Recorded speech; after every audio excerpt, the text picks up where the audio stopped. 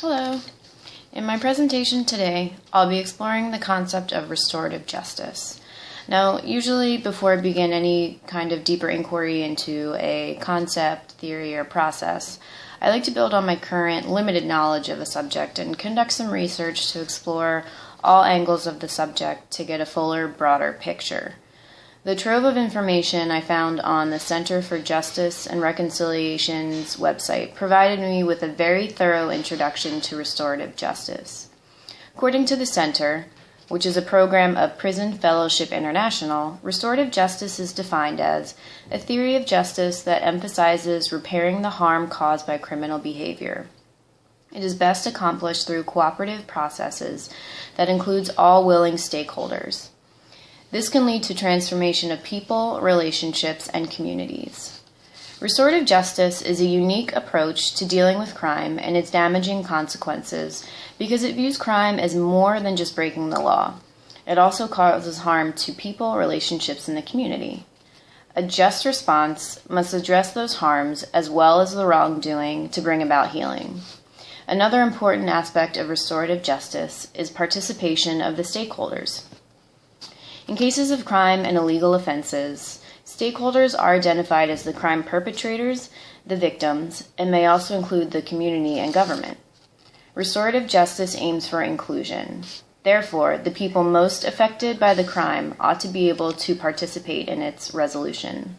This involves the sometimes uncomfortable and challenging task of encountering the other side, making amends for the harm created, and then developing steps for healthy reintegration into community. An example of what a restorative justice approach might look like is a victim-offender mediation program. Here, a trained mediator brings victims and their offenders together in order to discuss the crime, its aftermath, and the steps needed to make things right. So all this sounds great, right? But does it actually work?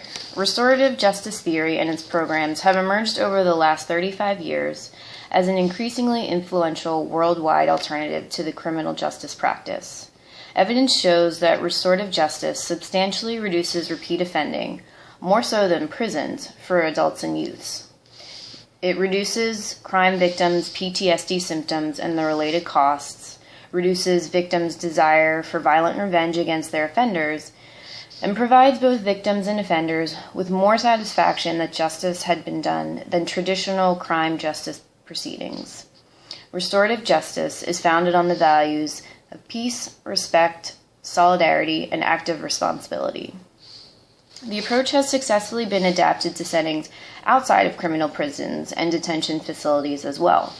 The documented use of restorative practices in schools has had tremendous success. Over the last 2 summers during my community arts residency, I was able to see how restorative justice actually looks put into practice. I received training from the International Institute for Restorative Practices, a training and consulting organization, now a graduate school based in Bethlehem, Pennsylvania. The practices I learned were designed to be applied in not only justice systems, but also families, workplaces, neighborhoods, and schools. The restorative practices movement seeks to develop good relationships and restore a sense of community in an increasingly disconnected and broken world. Brokenness, encompassing broken systems and broken people, is a theme of a powerful book by Bryan Stevenson titled Just Mercy. The book is filled with stories of injustice, suffering, oppression, and also the author's admirable work to uncover justice, mercy, restoration, and redemption. Stevenson, a brilliant and tenacious lawyer, is the founder of the Equal Justice Initiative, a legal practice focused on defending the poor, the wrongly condemned, and those trapped in the furthest reaches of our criminal justice system. He exposes not only the brokenness of our criminal justice system, but also our society's views of mass incarceration and the death penalty, and asserts that the brokenness is the source of our own common humanity. Brokenness is the basis for our shared search for comfort, meaning, and healing. Stevenson says that humanity's shared vulnerability and imperfection nurtures and sustains our capacity for compassion. The theme of brokenness is echoed in Eugene Cho's book, Overrated.